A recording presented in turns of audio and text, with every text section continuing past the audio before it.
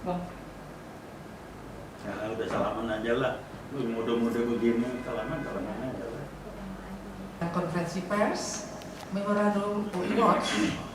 Terima kasih atas kehadiran teman-teman wartawan, juga Bapak Ibu hadirin dalam acara ini, dan tentu saja berada di Sofian Hotel, Cut Mudia, Senin 23 November 2020. Marilah pertemuan siang hari ini kita buka dengan bacaan basmalah. Bismillahirrahmanirrahim. Hadirin juga teman-teman wartawan, siaran pers UI Watch ini diadakan atas temuan dan kajian dari isi atau materi serta proses penyusunan Undang-Undang Cipta Kerja. Demikian tujuan acara itu diadakan pada hari ini, Senin 23 November 2020. Hadirin dan teman-teman wartawan, marilah kita ikuti Mas Heru Purwanto dalam Memorandum UI Watch. Dipersilakan Mas Heru.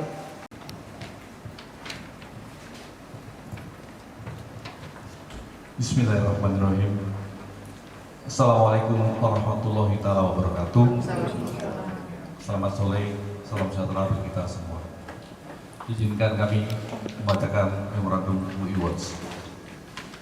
Memorandum ini disampaikan untuk mendukung dan memperkuat pernyataan sikap dari guru besar, akademisi, dan pimpinan dari 67 perguruan tinggi Indonesia, pengurus pusat Muhammadiyah, pengurus besar Nahdlatul Ulama, Pusat Studi Hukum Tata Negara, Fakultas Hukum Universitas Indonesia, dan Komnas HAM, serta berbagai elemen masyarakat yang menolak Undang-Undang Nomor 11 Tahun 2020 tentang Cipta Kerja. Memorandum ini didasarkan atas temuan dan kajian dari isi, materi, serta proses penyusunan Undang-Undang Cipta Kerja.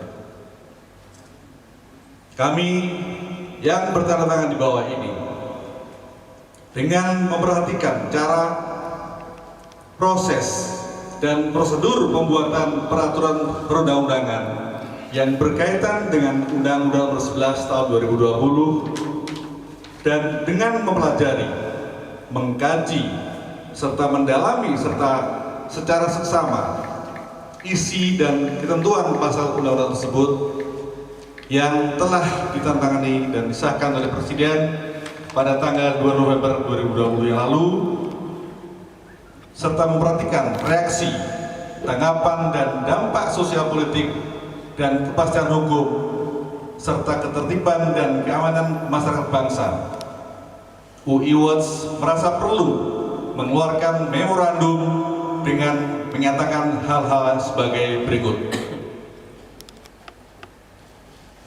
Pertama, pertimbangan.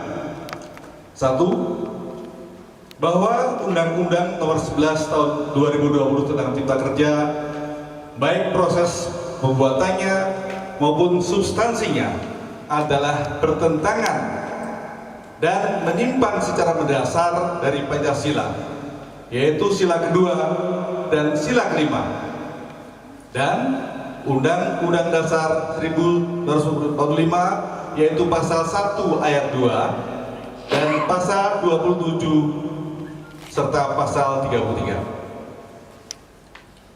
Pertimbangan yang kedua, bahwa penyimpangan tersebut dilakukan secara terencana, terstruktur, dan sistematis oleh Presiden dan DPR, dapat dikategorikan sebagai upaya dengan niat dan rencana jahat untuk menerabas ketentuan-ketentuan peraturan perundang-undangan yang masih berlaku dengan melakukan perubahan, penghilangan, dan penghapusan berbagai pasal dalam 79 undang-undang lainnya, yang menggantinya dengan menyisipkan pasal-pasal baru sehingga menimbulkan peluang bagi pelanggaran-pelanggaran konstitusional yang lebih lanjut.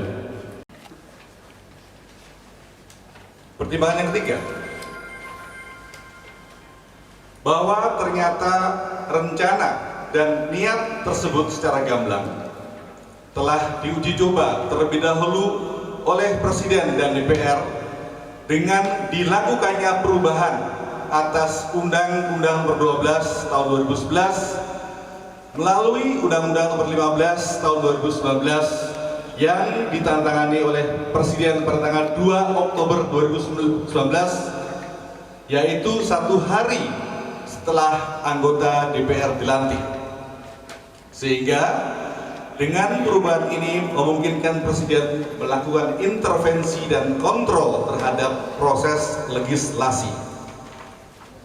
Yang keempat, bahwa selama proses pembahasan Undang-Undang Nomor 11 Tahun 2020 tersebut, baik Presiden maupun pihak DPR tidak secara transparan mengajak masyarakat dan elemen publik untuk berpartisipasi secara kognitif dalam menanggapi dan atau mengkritisi rancangan undang-undang tersebut. Padahal transparansi dan keterbukaan merupakan salah satu asas yang harus dipenuhi sesuai dengan sistem dan mekanisme proses pembuatan peraturan perundang-undangan yang ada dan masih berlaku.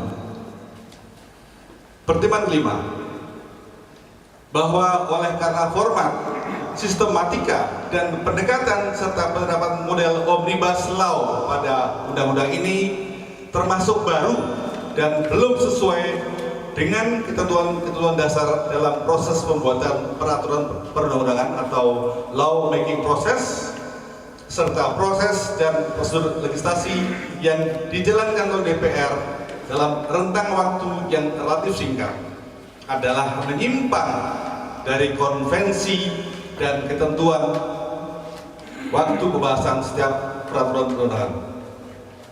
Kita tahu bahwa seharusnya sebelum omnibus law diterapkan perlu dilakukan atau dijalankan terlebih dahulu pengujian publik sehingga produk baru undang-undang tersebut dapat dipertanggungjawabkan secara yuridis formal dan tidak melanggar asas kehati-hatian atau prudent. Pertimbangan keenam, bahwa dengan disahkan undang-undang tersebut oleh Presiden di tengah-tengah protes dan tuntutan serta penolakan elemen publik dan warga masyarakat pada umumnya, telah menunjukkan secara gamblang cara-cara, pendekatan dan sikap serta reaksi Presiden RI yang acuh dan abai atas berbagai pelanggaran yang diperbuatnya bersama DPR, yang dapat membawa serta menimbulkan komplikasi yang merusak dan mengacaukan tatanan hukum nasional. Akibat-akibat ini tentunya bisa dikategorikan sebagai pelanggaran-pelanggaran berat dan serius yang dilakukan oleh Presiden dan DPR. Meskipun ada kemungkinan dibatalkannya undang-undang tersebut oleh MK dan atau MA di kemudian hari, hal itu tidaklah menghapus perbuatan dari pelanggaran-pelanggaran berat tersebut. UIWAS menyampaikan usul dan rekomendasi sebagai berikut. Berdasarkan pertimbangan di atas, maka UIWAS mengajukan usulan dan rekomendasi kepada Majelis Permusyawaratan Rakyat untuk dapat mengambil alih tanggung jawab menyelenggarakan sidang istimewa atau darurat dengan terlebih dahulu menyatakan: pertama, tindakan DPR dan Presiden telah menciderai ketentuan dasar dari proses pembuatan peraturan perundang-undangan sebagai landasan kehidupan berbangsa dan bernegara, serta bertentangan dengan prinsip-prinsip negara hukum. Kedua, membatalkan dan atau menunda pemberlakuan Undang-Undang Nomor 11 Tahun 2020 karena dianggap cacat secara hukum dan menimbulkan komplikasi dan krisis konstitusional lebih lanjut. Ketiga, MPR dapat menetapkan bahwa proses pembentukan peraturan perundang-undangan tersebut harus melibatkan DPR dan DPD yang ketentuan-ketentuan teknisnya dapat diatur lebih lanjut. Terakhir, dalam situasi akibat kegagalan hukum, maka Majelis Permusyawaratan Rakyat harus dikembalikan sebagai lembaga tertinggi negara. Jakarta, kita buat tanggal 11 November karena kita sudah melakukan audiensi ke Ketua MPR kemarin dan hari ini kita bacakan tanggalnya. Jakarta 11 November 2020, We Watch Presidium, Haryono Kartohadipurwo SH dan Dr. Fahmi Idris. Terima kasih. Wassalamualaikum warahmatullahi wabarakatuh.